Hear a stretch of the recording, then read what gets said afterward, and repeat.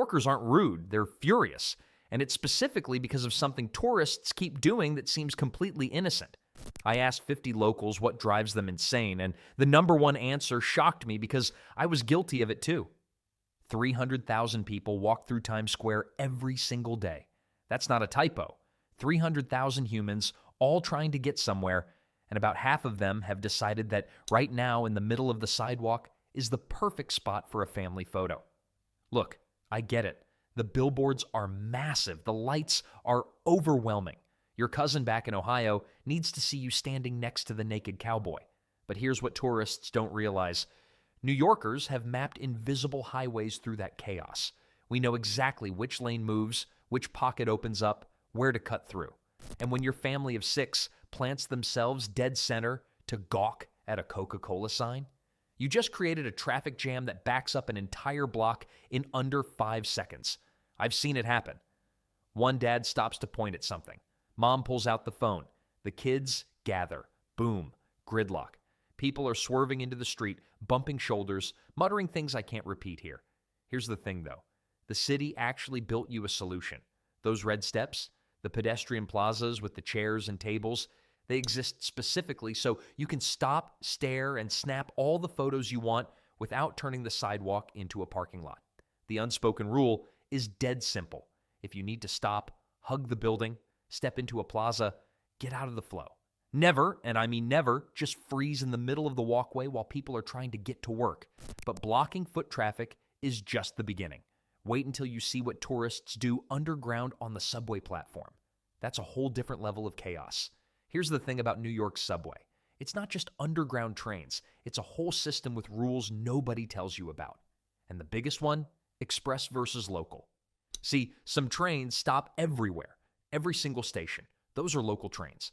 But express trains, they skip stops, like a lot of stops. We're talking 5, sometimes 10 stations at a time. The signs tell you everything.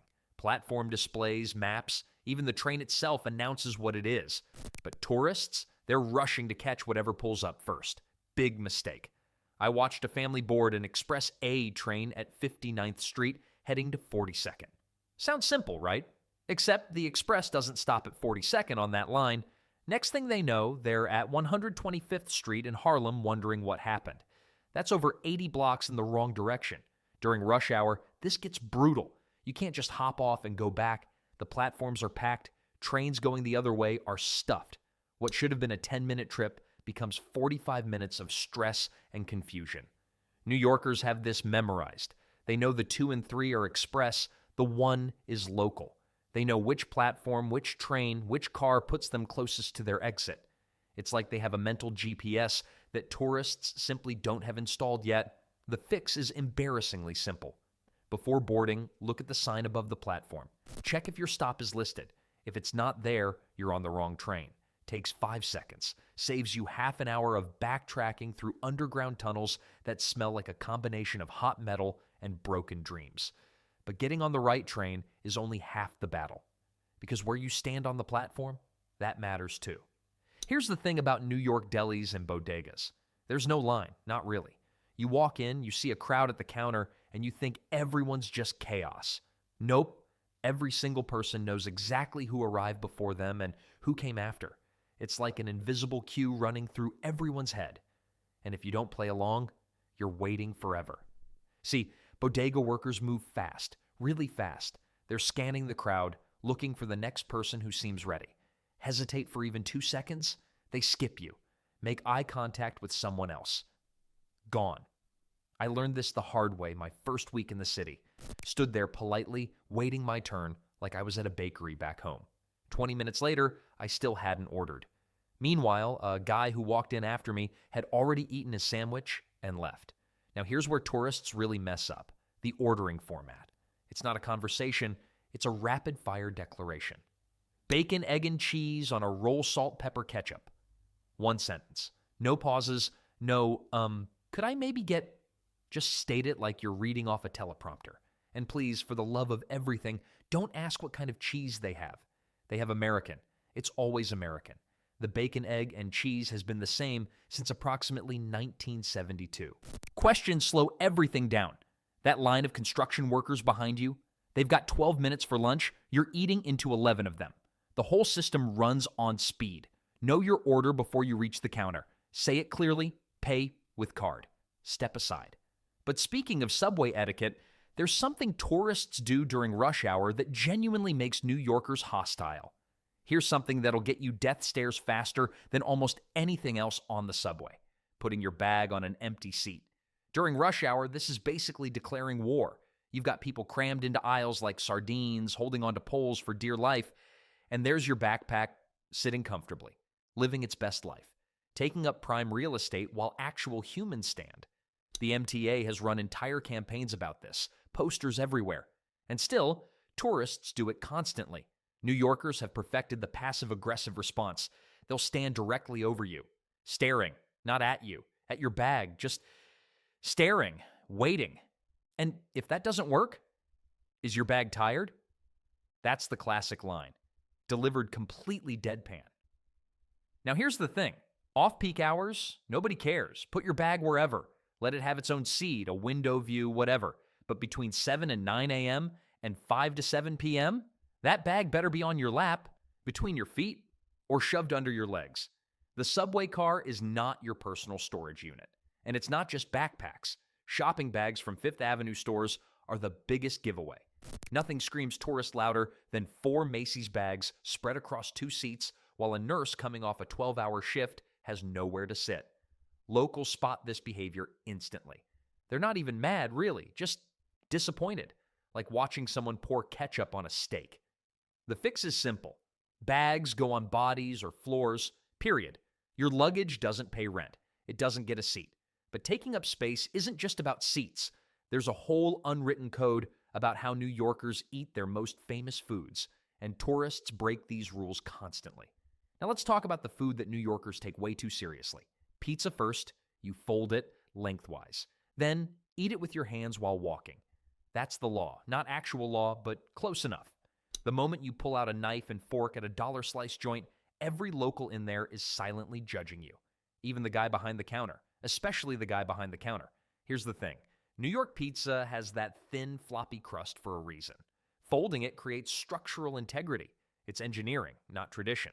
Plus, it keeps the grease from dripping down your arm onto your shirt. See? Practical. But bagels? That's where things get heated. Fresh bagels don't need toasting. I'll say it again for the people in back. A warm bagel straight from the oven is already perfect. Asking to toast it is like putting ketchup on a steak. Technically legal, socially questionable. Now, if you're grabbing a bagel that's been sitting for a few hours, toast away. Nobody's going to fight you. But asking for a fresh one to be lightly toasted, or worse, scooped out, that gets eye rolls so intense they're practically audible. The ordering format matters too. You say it fast. Everything bagel, toasted, cream cheese, done 4 seconds. Not, what kind of bagels do you have? While 12 people behind you are trying to get to work. I once watched a tourist spend 45 seconds asking about gluten content at a classic bagel shop. The sighing behind her sounded like a tire slowly deflating. Quick decisions equal respect. Hesitation equals chaos. And speaking of unspoken rules that'll get you dirty looks, there's something New Yorkers guard even more than their food opinions. New Yorkers have this superpower. They can stand shoulder to shoulder with a complete stranger on a packed subway car and somehow create an invisible force field between them. It's almost impressive. Here's the deal. 8 million people live in this city. If everyone chatted with everyone, nothing would ever get done. So the unspoken agreement, we pretend each other doesn't exist. Sounds cold, right? It's actually survival. You see someone with their eyes closed on the train? That's not an invitation to tap them and ask if this is the right stop. They're performing what locals call the subway nap. Translation, leave me alone, even if they're clearly faking it, especially if they're clearly faking it. And compliments? Tricky territory. Telling someone you love their jacket back home might start a conversation. In New York, it often makes people clutch their bag tighter. Not because they're rude, because unsolicited comments from strangers usually come with a catch here. The body language matters too. Locals angle their shoulders in crowds, creates more space. Tourists tend to face people directly, which in New York reads like you're about to start something. It's like the difference between passing someone in a hallway and squaring up for a staring contest. One exception exists. Quick, transactional stuff is fine. Is this the Uptown train? Totally acceptable. What are you reading? I love that author. My cousin actually knows someone who... Not acceptable at all. But the biggest signal? Headphones. When someone has earbuds in, they've basically hung a do not disturb sign on their forehead. Tapping their shoulder to ask for directions is the subway equivalent of knocking on someone's bathroom door. Speaking of positioning yourself correctly, there's actually a science to where you stand on the platform. Here's the thing about New York subway platforms. They look like chaos. Everyone scattered randomly, waiting for the same train. But look closer. Those regulars standing in very specific spots, they've done the math. Experienced New Yorkers know exactly which car to board, so they exit right at their transfer staircase. Not close to it, right at it. We're talking within 3 feet of where they need to be. They've memorized this over hundreds of commutes, and honestly, it's kind of beautiful to watch. Then there's the tourist approach. Stand wherever, maybe near the middle, maybe by that interesting poster. Who knows? When the train arrives, they board the nearest car without any strategy. Big mistake. During rush hour, boarding the wrong car can add 5 minutes of underground walking through packed corridors. 5 minutes doesn't sound like much until you're shoulder to shoulder with 1,000 sweaty strangers all trying to reach the same exit. It's like being trapped in a human conveyor belt that moves at the speed of frustration. And those platform signs everyone ignores, they actually tell you where stairs and exits are located. Locals use these like treasure maps. Tourists treat them like decoration. But the real violation happens when the train doors open. New Yorkers have a sacred system. People exiting get off first, then boarders enter. Simple, right? Well, tourists often plant themselves directly in front of doors, forcing everyone to squeeze around them like water around a rock. The dirty looks alone could power a small generator. Here's a free tip. Watch where the regular commuters stand, then stand somewhere else. Give them their spots. They've earned them through years of trial and error. Speaking of efficiency, there's another space tourists accidentally invade that moves even faster than subway platforms. Here's the thing about bodegas. They're not just corner stores.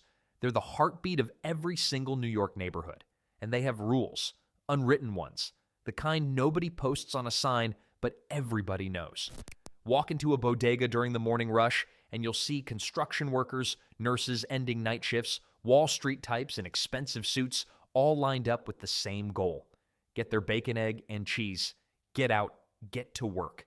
The entire operation runs like a well-oiled machine until someone doesn't know the system. I watched a tourist once spend 45 seconds asking if the eggs were free range. 45 seconds. The guy behind her looked like he was calculating how many years he'd get for assault. Here's how it actually works. You scan that menu board while you wait. By the time you reach the counter, your order should be locked and loaded. Bacon, egg, and cheese on a roll, salt, pepper. 4 seconds. Done. Beautiful.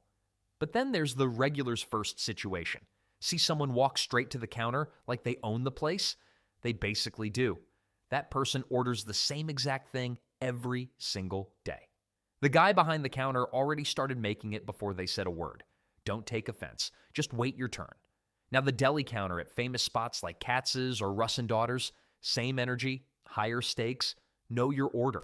Don't photograph every single item like you're documenting ancient artifacts. And for the love of all things holy, tip the person cutting your pastrami.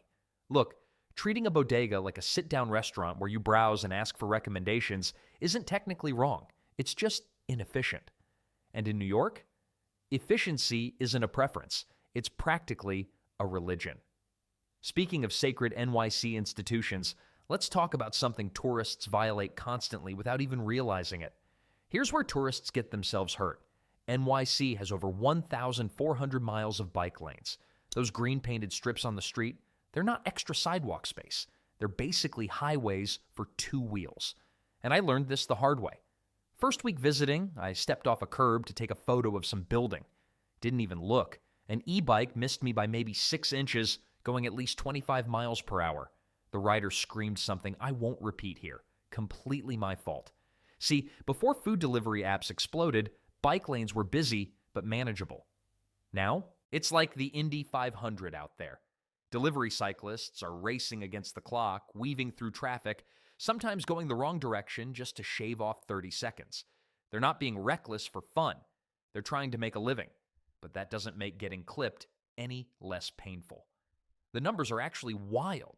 Over 500 pedestrians got injured by cyclists in NYC in just one recent year. Many of those incidents, tourists wandering into bike paths without looking. And the Hudson River Greenway, one of the most beautiful walking paths in the city, has this clearly marked split. Bikes on one side, pedestrians on the other. Sounds simple, right? Wrong. Every single day, someone's walking on the bike side, causing near collisions while taking sunset photos. Here's the survival tip. Before crossing any street in New York, you look left for cars, obviously, but then you look right for bikes. Many delivery cyclists treat red lights like suggestions. They're not stopping for you. The bike lane isn't trying to hurt you. You just have to respect that it exists. But dodging bikes is nothing compared to dodging scams. Now, here's where New York will really test you. And it's not the subway, it's not the crowds, it's the people who approach you with gifts. The CD hustle has been running for decades. Someone hands you their mixtape, calls you their friend, says it's free. The second that disc touches your hand, they want $20, and they won't take no easily. Then there's the monks. Orange robes, peaceful smiles. They'll slip a bracelet onto your wrist before you can react. It's blessed, they say. Free, they say. But try walking away without donating and watch that peaceful energy disappear real quick. My personal favorite, the clipboard people. They ask for your signature to support some cause. Sounds harmless, but once your name hits that paper, suddenly there's a suggested donation, and they're standing between you and the exit.